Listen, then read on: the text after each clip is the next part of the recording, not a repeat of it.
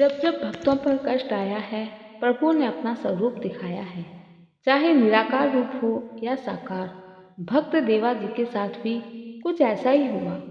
उदयपुर के समीप श्री रूप चतुर्भुज स्वामी का मंदिर है, जहाँ पर उदयपुर नरेश ने प्रभु की सेवा के लिए एक पुजारी को नियुक्त कर रखा है। देवाजी पंडा, जो कि बहुत पढ़े लिखे नहीं थे, परंतु भगवान की पूजा अर्चना बड़ी श्रद्धा के साथ विधि पूर्वक करते थे। चाहे भगवान का उठने का समय हो, चाहे सोने का, खाने का हो या पीने का, अपने भजनों के मधुर गान के साथ प्रभु को रिझाते, मनाते, आनंद करवाते। भगवान में उनका विश्वास था, जो भक्ति के लिए परम आवश्यक साधन है। भगवान की सेवा से उनका अज्ञान अंधकार नष्ट हो चुका था। एक दिन की बात है, उदयपुर नरेश एक पहर रात बीतने के बाद मंदिर में आए। शयन की आरती हो चुकी थी, भगवान पौड़ चुके थे। भगवान को शयन कराकर प्रभु को अपना सब कुछ मानने वाले देवा जी को न जाने क्या सूझी। उन्होंने भगवान के गले का पुष्पहार उतार कर अपने सिर पर रख लिया और अंतर्ग्रह के पट बंद करके मंदिर से बाहर आ रहे थे, और उसी समय महाराणा वहां आ पहुंचे। दरवाजे पर अकस्मात महाराणा को देखकर देवाजी घबराकर मंदिर में घुस गए। उन्हें पहनाने के लिए भगवान की माला ढूंढने लगे। आगे पीछे दाएं बाएं चारों तरफ देखा, लेकिन कोई माला नहीं मिली। उस दिन दूसरी माला थी नहीं, अतः महाराणा नाराज न हो इसलिए देवाजी ने मस्तक पर धारण किया हुआ पुष्पहार उतार लिया और बाहर निकलकर महाराणा के गले में पहना दिया। सोचने विचारने के लिए तो समय ही कहाँ था। देवाजी के सिर के सारे बाल सफेद हो गए और बाल थे लंबे लंबे। दो एक सफेद केस माला में लगे महाराणा के गले में आ गए। राणा ने बालों को देखकर व्यंग से कहा, पुजारी जी, मालूम होता है भगवान के सारे केस सफेद हो गए हैं। देवाजी को कुछ नहीं सूझा और जल्दी जल्दी में डरते हुए कह दिया, हाँ सरकार, ठाकुर जी के सारे बाल सफेद हो गए हैं। राणा को पुजारी के इस उत्तर पर हंसी आ गई, साथ ही पुजारी के प्रति मन में रोष भी आया। उन्होंने गंभीर होकर कहा, मैं कल सवेरे स्वयं आकर देखूंगा। यूं कहकर वे लौट गए। देवाजी ने उतावले में राणा से कह तो दिया, पर अब उनको बड़ी चिंता हो गई। प्रातःकाल राणा आवेंगे और भगवान के सफेद बाल न पाकर न जाने क्या करेंगे। क्या मुझे पुजारी पद से हटा देंगे या पूरे गांव भर में मेरी निंदा करेंगे।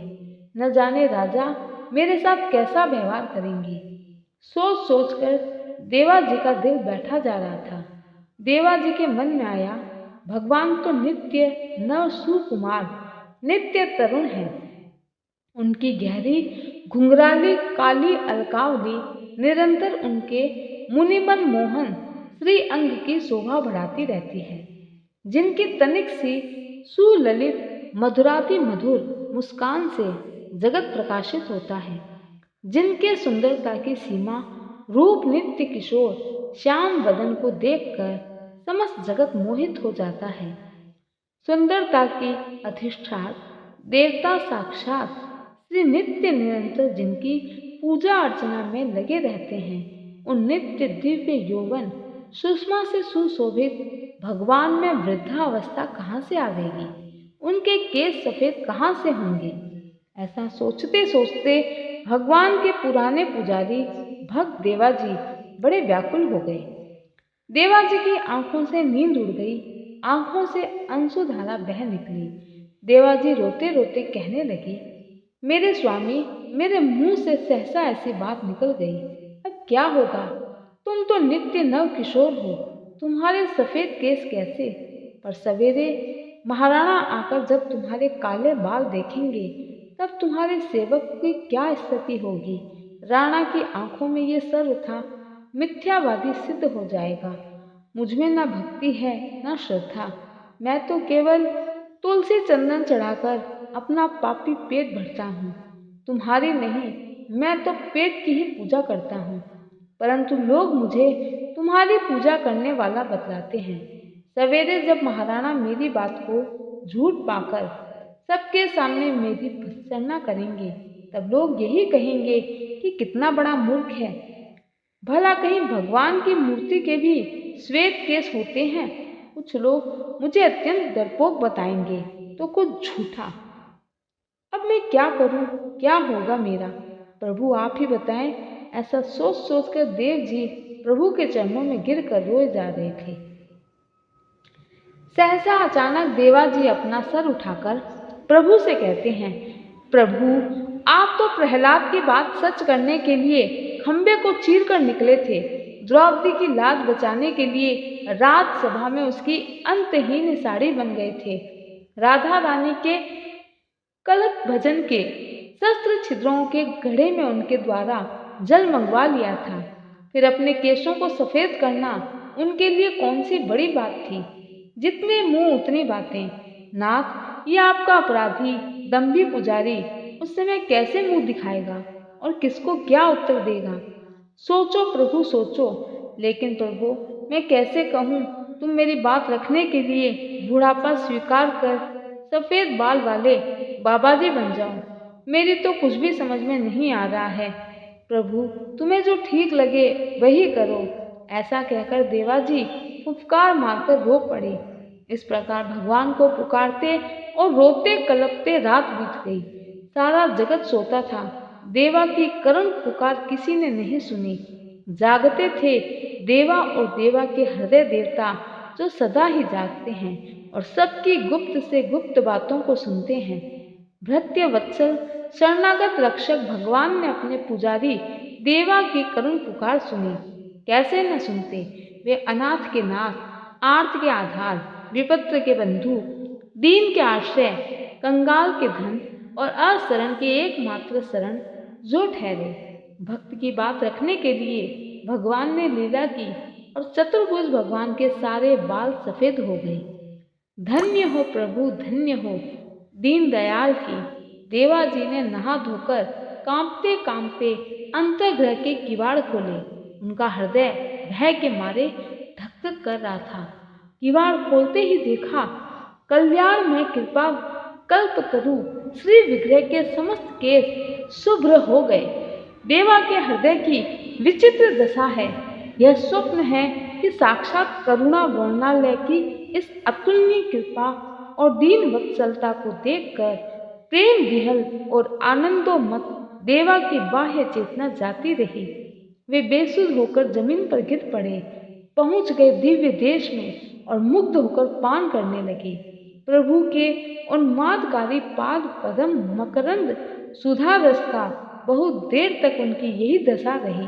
बहुत देर के बाद देवा की समाधि टूटी। उनके दोनों नेत्रों से आनंद और प्रेम के शीतल आंसुओं की वर्षा हो रही थी। इस समय महाराणा पधारे।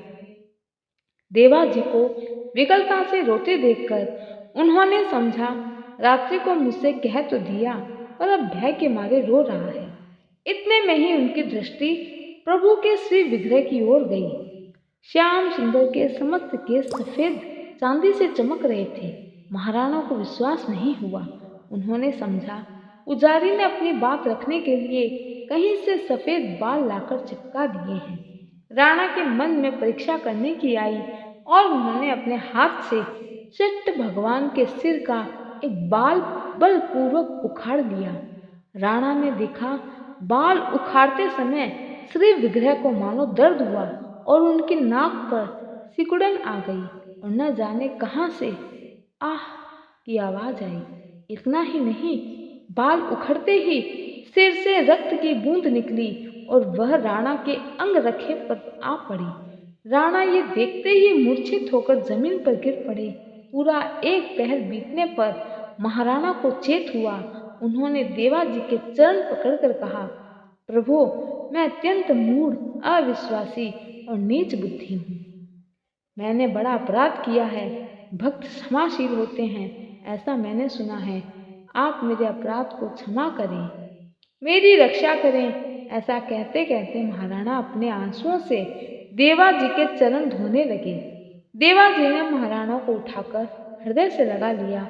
गदगद वाणी से कहा, ये सब मेरे प्रभु की महिमा है।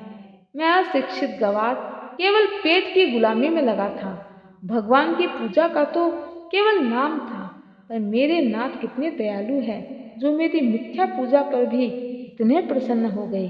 मुझ नालायक की बात रखने के लिए उन्होंने अपने नित्य किशोर सुकुमार विग्रह पर श्वेत केशों की विचित्र रचना कर ली। मैं क्या क्षमा करूं? मैं तो स्वयं अपराधी हूँ। राजन, मैंने तो झूठ बोलकर आपका तथा भगवान का भी अपराध किया था। राणा तथा देवा दोनों ही भगवान की कृपालुता का स्मरण करते हुए रो रहे थे। जय श्री कृष्ण।